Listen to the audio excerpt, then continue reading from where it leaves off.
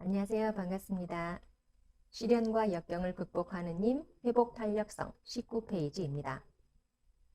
가정을 소중하게 생각하는 이유는 가정이 사랑의 보금자리이기 때문입니다. 그리고 부모의 사랑이 위대한 이유는 자식에 대한 무조건적인 사랑이기 때문이죠. 사랑은 자기 자신보다 상대방을 먼저 위하고 배려하기 때문에 큰 의미가 있습니다. 자기 희생이 전제되지 않는 사랑은 참 사랑이라고 볼 수 없을 것입니다. 가정에는 4가지 사랑이 있는데 조부모의 사랑, 부모의 사랑, 부부의 사랑, 형제 자매의 사랑입니다.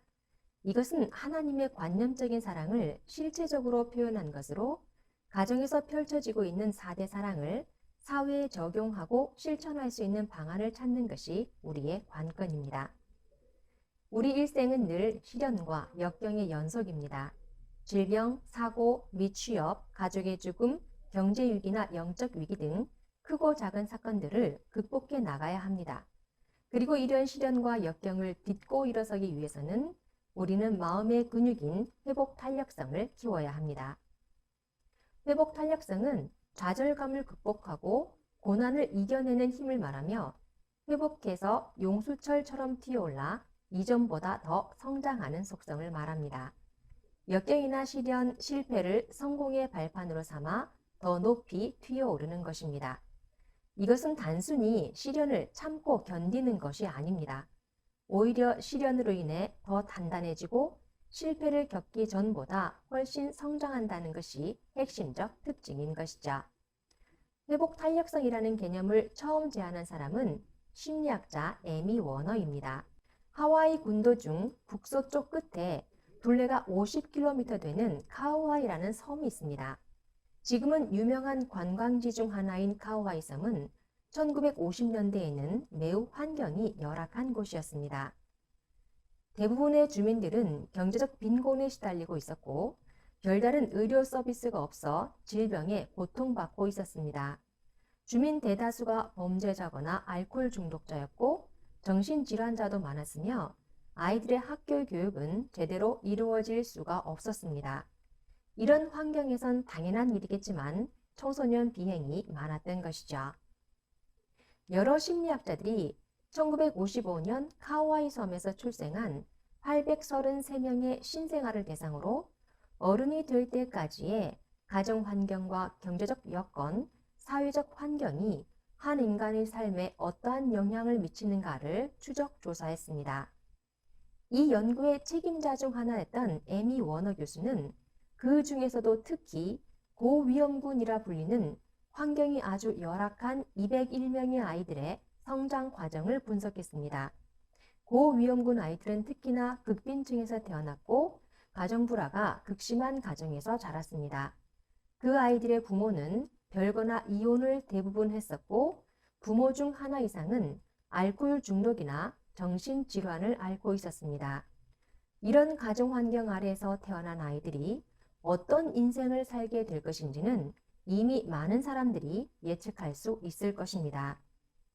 그리고 예상대로 고위험군의 아이들은 다른 집단에 비해 훨씬 더 심각한 학교생활 부적응과 학습 장애를 보이면서 학교와 집에서 여러 가지 갈등을 일으켰습니다. 그 아이들은 폭력 사건을 자주 일으켰고 소년원에 가거나 범죄자가 되었습니다. 아주 쉽게 사회 부적응자가 되었던 것이죠.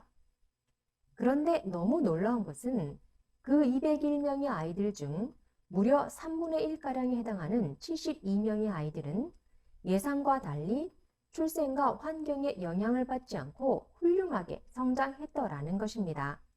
학교 적응은 물론 사회 적응도 뛰어났고 우수한 성적으로 대학에 진학하였으며 학교에서는 리더의 역할을 담당하기도 했습니다. 이 72명의 아이들은 다른 아이들과 무엇이 달랐을까요? 사회 부적응자로 자라난 아이들과 그렇지 않은 이들 72명의 연구 데이터를 비교하고 연구한 결과 72명의 아이들에게는 공통점이 있다는 것을 알아내었습니다. 그것은 그들의 성장 과정에서 자신의 입장을 이해해주고 받아주고 함께 해주는 누군가가 적어도 한 명 이상 있었다는 것입니다. 그들은 참으로 열악한 가정 환경에서 태어났지만 자신이 의지할 수 있는 사람이 있었기 때문에 어려움과 좌절이 있더라도 그것을 극복하고 회복할 수 있는 힘을 가질 수 있었습니다. 그리고 에미 워너는 이 연구 결과를 토대로 회복 탄력성이라는 개념을 처음으로 제시했습니다. 누군가에게 조건 없는 참사랑을 주게 되면 그 사랑을 받은 아이는 주변의 환경이 어떠하다 할지라도 그에 좌절하지 않고 그를 발판으로 삼아 더 크게 성장하게 됩니다. 만약 누군가에게 그런 사랑을 주는 사람이 부모이고 조부모이고 부부이고 형제 자매라면 회복 탄력성을 키우는데 이보다 더 좋을 수는 없을 것입니다. 그러므로 서로 위하여 사는 가족은 회복 탄력성이 높을 수밖에 없고 회복 탄력성을 키우는 것은 가족 치유의 핵심 동력이라고 할 수 있습니다. 우리가 인생을 살다 보면 불행한 일이 없을 수 없습니다. 그런데 그럴 때마다 좌절하고 일어서지 못한다면 어떻게 될까요? 역경이 삶을 무너뜨리는 것이 아니라 그 역경을 통해 더 강해지기 위해서는 회복 탄력성을 키워야 합니다. 만약 내 가족이 높은 회복 탄력성을 지녀서 실패를 빨리 극복하고 이전보다 더 많이 성장하는 사람이 되기를 원한다면 역시 내 마음의 근력을 먼저 키우고 내 가족과 좋은 수수의 관계를 유지해야 합니다. 다행히 회복 탄력성은 체계적인 노력과 훈련으로 키워갈 수 있습니다. 마치 아이로 태어나 성장하면서 몸에 근육이 생기고 운동으로 건강해지는 것과 같습니다. 그래서 회복 탄력성을 마음의 근육이라 합니다. 몸의 근육이 몸의 면역력을 높여주듯이 마음의 근육은 마음의 잔병을 막아주는 것입니다.